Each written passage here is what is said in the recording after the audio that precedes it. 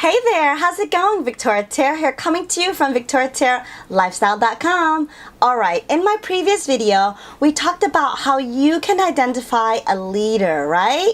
Well, in this video, I will be sharing with you more leadership qualities that you should look for to identify those leaders, okay? Let's begin.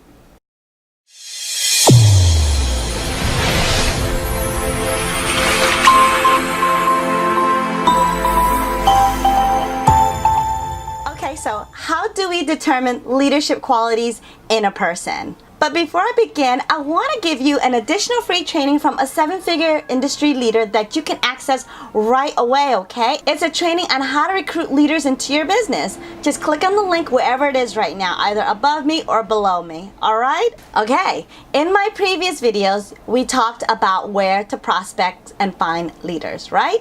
One of the places that we find leaders is in common industry groups or fan pages. So let's say we found a person that made a comment on an industry leader fan page.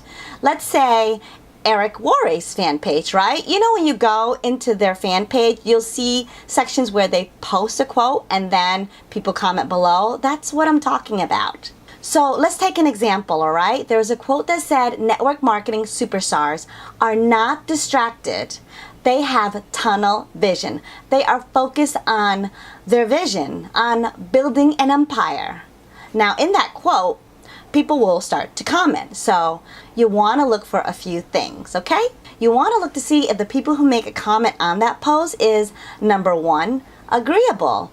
You want to see if they are agreeing with the status post.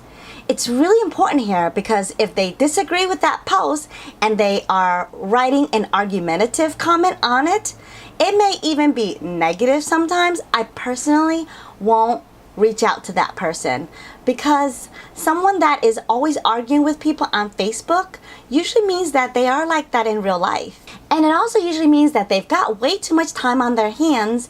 And of course, there's an exception to the rule and everything. But as a general rule, I try to stay clear of people who make negative comments on other people's posts, especially a positive, inspirational post. There are so many people on Facebook to talk to that you really don't need to connect with these types of people.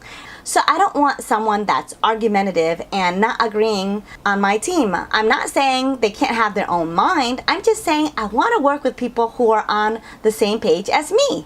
Some may beg to differ, but because this is my business, I want to work with people that works well with me and are very like-minded to me. It just helps me grow my business faster with less headaches.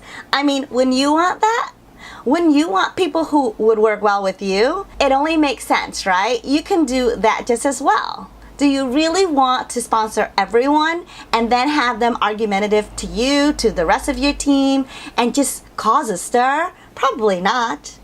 All right, the second thing to look for is when they respond to that post, look to see if they are speaking from experience or in theory. If they are saying something like, I agree, I always stay focused on one thing at a time, one brick at a time, so that I can build a strong empire. You see here, that sounds like they are speaking from experience, and it sounds like they are intelligent. So you want to look for that.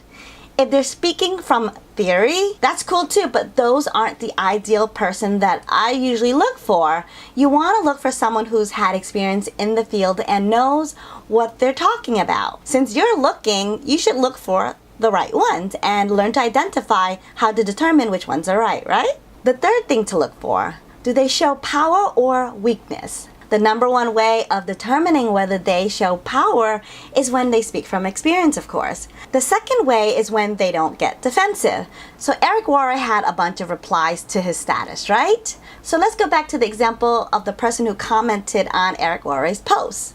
If someone was arguing with the person who made that comment on the post and all of a sudden he or she just gets really defensive like a 3-year-old and calling people names and things of that nature, then that shows weakness. So you want to steer clear of those types as well. Hey, we have a choice, right? Now, someone that shows power is someone that handles it professionally and actually educates people on why they agree or disagree with the post.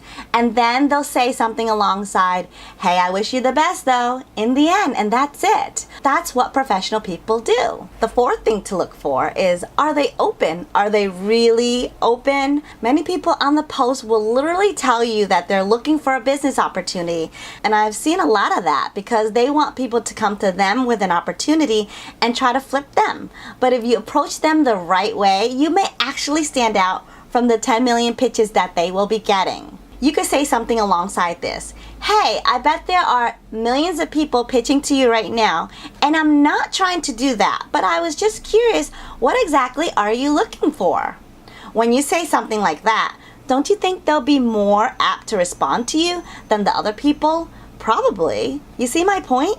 All right, the fifth thing to look for. Are they active? It's really important because if they are not, let's say you go to their personal profile and you notice how I said go to their personal profile before messaging them, right?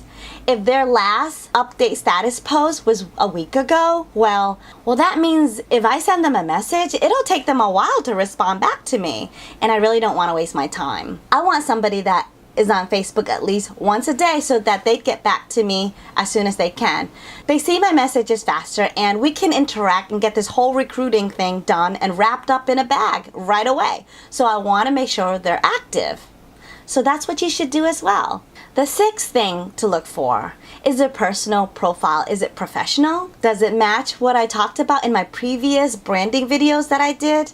If you go check out those videos, you see what I mean about professional branding. Be sure to check them out so you know what I'm talking about, all right? I talked about how you can make your profile professional, but you see how that's all tied together here? An example would be how I'd be turned off if they have silly pictures or pitchy status updates and things like that.